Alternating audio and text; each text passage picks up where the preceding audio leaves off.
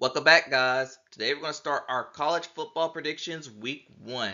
Last season was very chaotic for college football. Hopefully, this season could bring the same. This week, we're only going to do just a few games because there will be a bunch of teams that's taking on no name schools, and predicting blowouts is just not fun. So, I'm only going to stick to, this rules. I only stick to Power 4 teams within. And this year, I might do a group of five game, depending on the stakes. We'll just have to wait and see. But for now, let's get things started with the University of Nebraska taking on the Cincinnati Bearcats.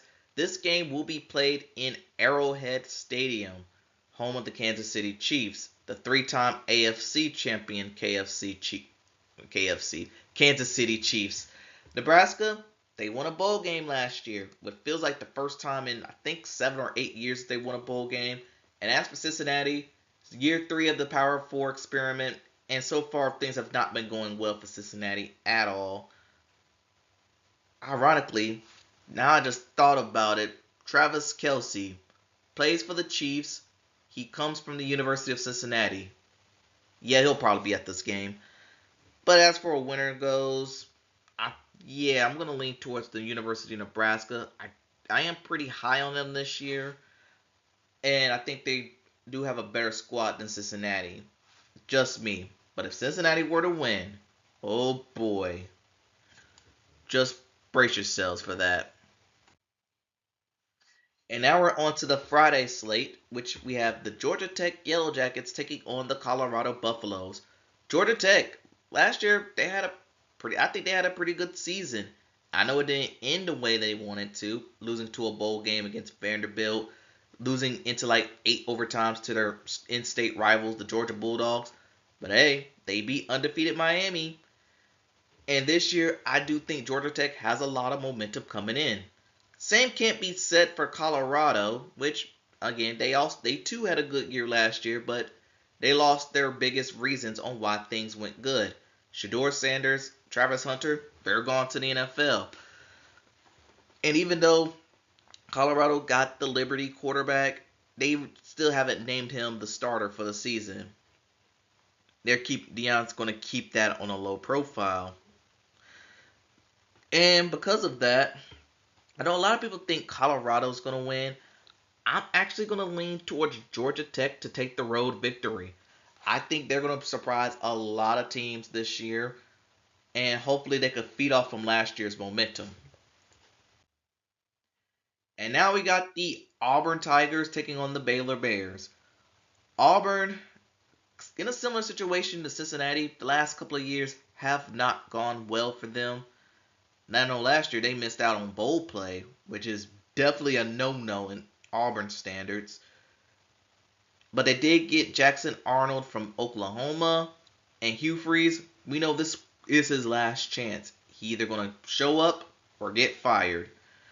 As for Baylor, this last year also went pretty well for them, despite a very slow start. But not a lot of people are talking about Baylor this year for some reason. I don't know. And I think this game could go in any direction. It's week one. It could be chaotic. And because I think this game could go in any direction, and despite Auburn being favored, I'm gonna go with Baylor to win this game. I think home crowd, they're gonna be hyped for the first game, and I just think Auburn, they may be good, they could win this game, but this is one where if your guess is about as good as mine. And I wish the same could be said about this next game when Syracuse take on the University of Tennessee. Syracuse had a pretty good year last year, especially when they upset Miami in the final game of the season, which caused Miami to miss the playoffs. But they did lose their quarterback, Kyle McCord. And a lot of people thinking that last year was a fluke. Not a lot of people are high on Syracuse this year. As for Tennessee, last year they were a playoff bound team, but they had a pretty rough offseason, which ultimately resulted in their quarterback, Nico, to leave for UCLA. And thus, this kind of has me, I would say this has me torn, but I still believe in Tennessee just enough for them to win this game. only because I'm not that high on Syracuse. I just hope Syracuse do surprise people in this one and make this game kind of competitive. And following that, we have the Alabama Crimson Tide taking on the Florida State Seminoles. Alabama last year, they missed out on the playoffs. They literally were big babies. In fact, they lost 4 games last year, which included the bowl game against Michigan. They started off 2024 losing to Michigan in the Rose Bowl. They ended 2024 losing to Michigan in I think it was the ReliaQuest Bowl, the Outback Bowl, whatever that bowl was. And a lot of people are saying Bama's going to be back to normal because they got their D line's good, their offensive line's good. I still don't know. Again, I'm sure they got Ty Simpson starting at quarterback, but he doesn't have that much experience. And the one game I've seen of him 2 years ago wasn't that promising. All I'm gonna say. And for Florida State, less said about last year the better. Just throw away whatever happened last year. They're moving on to a new slate. But man, they've been talking a lot of smack even now. Particularly with Thomas Castellanos, former quarterback from Boston College, as he transferred to Florida State. They also added Deuce Robinson from USC. So I do think I think they did okay in the portal situation. But going up against Alabama, though, that's going to be tough to go against.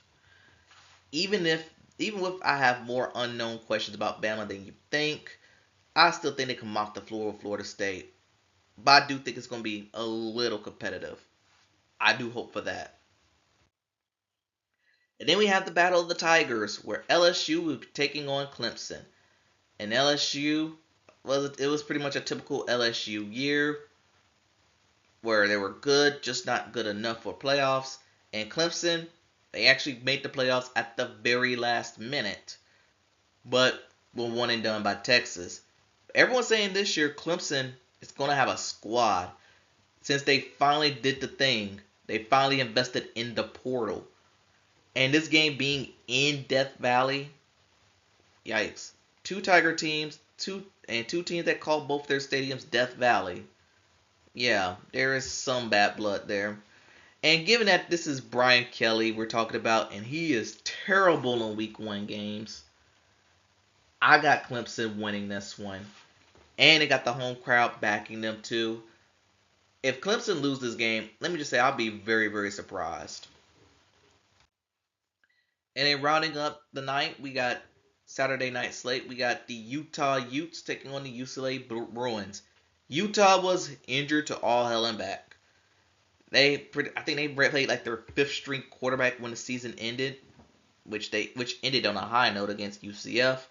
As for UCLA, year 1 under Deshaun Foster, basically looked like a rebuilt year, but now they got Nico Yamalava, or I think that's how you say his name. He is now part of the team. And this game's gonna be a pretty old school Pac-12 after dark. This is a game anything can happen, and I am gonna pick Utah to win this game because I think last year injuries really derailed their season. I think if they could do just enough, if they could stay healthy, Utah could be back to normal. But hey, it's a former Pac-12 after dark game. Anything can happen. Utah could wake up winning, and then by the time 2 in the morning hits, UCLA will pull off a comeback. That's how chaotic Pac-12 after dark used to be. But I'm still going for Utah to win. And now we got us 2 games on Sunday with the Virginia Tech Hokies taking on the South Carolina Gamecocks. Virginia Tech, their head coach Key is on pretty much he's going to be entering the season on the hot seat. And for South Carolina, last year they were almost playoff bound, but they could not get in, and they wound up losing to Illinois in their bowl game. South Carolina, I do think they're one of the quieter teams in the SEC, and given that there's always a bunch of them ranked every year, I do think South Carolina's going to show I think they're going to do pretty well this year. And you know what? 8-point favorites, And this is a neutral site game, the second game in Atlanta. I'm going to roll South Carolina Gamecocks to easily dethrone the Virginia Tech Hokies.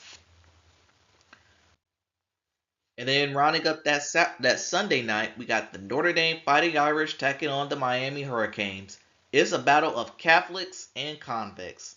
Again, Notre Dame, the almost winning the national title last year before ultimately going down against Ohio State.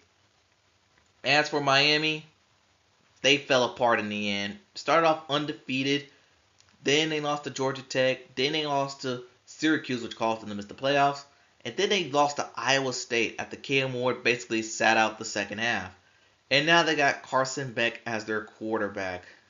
Yeah, that could go either really good or really bad. Also, Notre Dame does have a bit of unknown at quarterback. Their situation I don't know much about, but they still got Jeremiah Love on offense running the ball, so that's going to help out. And this is another game where I think it's going to be closer than people think. But given that Notre Dame they made the championship last year, I'm still going to give the slightest of edges to the Notre Dame Fighting Irish to win.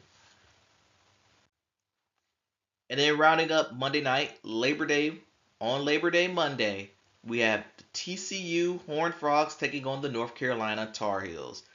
As this will be Bill Belichick's first coached game for the Tar Heels. And honestly, this offseason was very rough for the Tar Heels, given all the circus he and his girlfriend bought. You wouldn't think that would come out of Bill Belichick. But TCU last year, they're looking to go back to the Big 12 championship game from a couple years back. They do got a squad that could easily get there. And for me picking the winner, I know my bias is going to lean towards North Carolina, but they still got a lot of unknowns. And I think I have a little more confidence in TCU to take this one on Labor Day Monday. I thought about going to this game.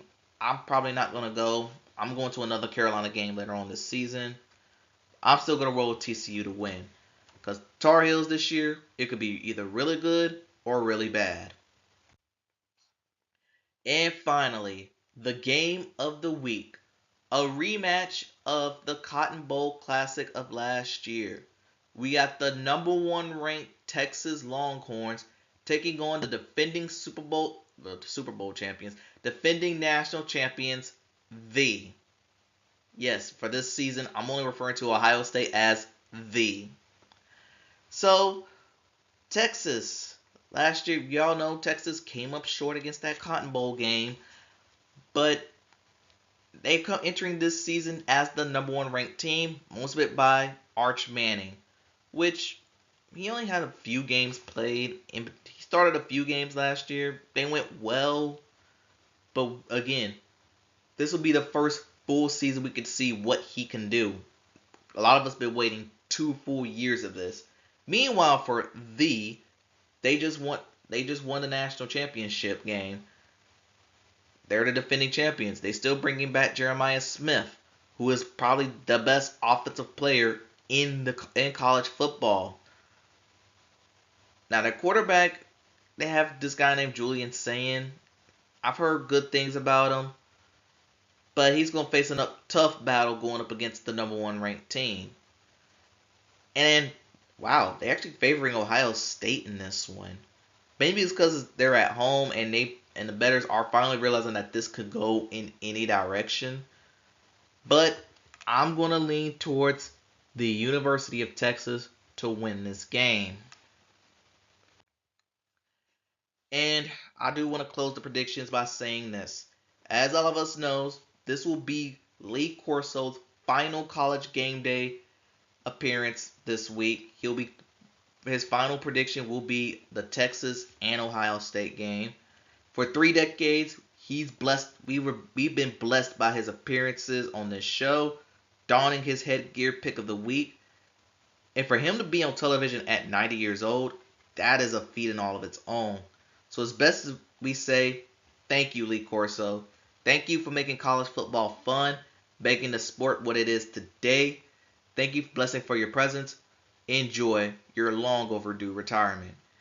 And that ends this video. Tell me what you think in the comments below. Thanks for watching. Gamble safely, and I'll see you next time.